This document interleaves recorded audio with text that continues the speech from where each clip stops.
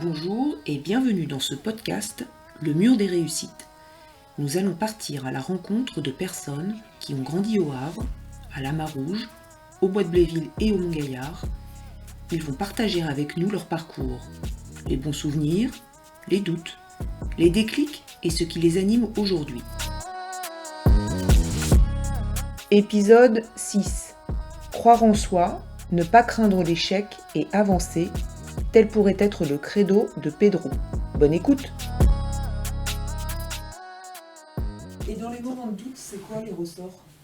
Quand vous étiez ado, jeune homme, jeune adulte ? Famille, Ouais. je l'ai toujours dit, l'appui dont je me sers pas forcément, mais de savoir qu'effectivement c'est là. C'est là. C'était les parents, les frères en l'occurrence quand j'étais jeune. C'est aujourd'hui en tant qu'adulte, mon épouse, mes deux enfants, et toujours heureusement mes parents, mes frères, et donc ce cocon qui donne beaucoup de force. J'aimerais bien qu'on parle de l'ambition. Vous en avez déjà un peu parlé. Vous disiez j'aurais un positionnement un peu atypique sur cette question-là. Oui, j'ai un positionnement un peu atypique sur l'ambition parce que je l'ai dit, pour moi l'ambition c'est pas un gros mot, mais c'est quelque chose que j'ai jamais vraiment vécu moi en tant qu'individu. Mon ambition, ça a toujours été d'être heureux. Et c'est ce que j'essaye d'ailleurs de transmettre à mes enfants. Donc il ne faut pas faire de l'ambition l'alpha et l'oméga de notre vie au quotidien. Donc c'est en ça où je peux essayer de m'écarter un petit peu justement d'un discours qui fasse un peu trop la promotion de l'ambition.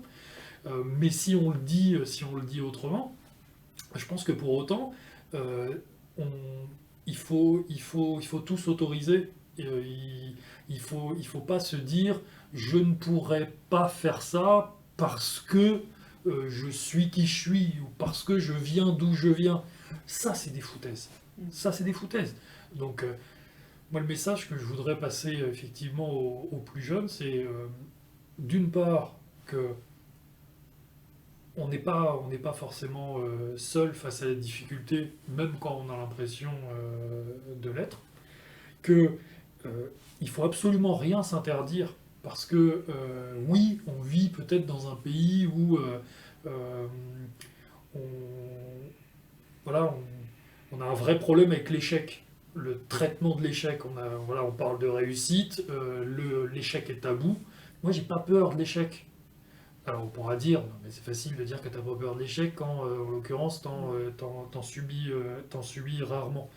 Bah, peut-être, mais j'en subis comme d'autres. Et peut-être que justement j'en subis moins parce que j'ai pas peur de l'échec. Et j'ai pas honte de dire je sais pas. Et je pense que ça, pour le coup, c'est quelque chose qui me renvoie à quand j'étais plus jeune, où tu peux avoir honte de pas savoir. Tu peux avoir honte de pas savoir faire l'exercice. Et d'ailleurs, je rappellerai que les plus grandes découvertes scientifiques se sont faites sur la base d'échecs, d'expérimentation. Le gars s'est planté, il a foiré son expérimentation et il a trouvé quelque chose de fantastique. Vous seriez collégien aujourd'hui, vous feriez différemment ? Déjà, je suis pas trop du genre à regarder dans le rétroviseur. Mais quand je regarde, je me dis que j'ai eu beaucoup de chance, j'ai pas à rougir de ce que j'ai fait. Donc non, moi, il y aurait une petite machine pour remonter dans le temps, je remonterais dans le temps et je ferais tout pareil.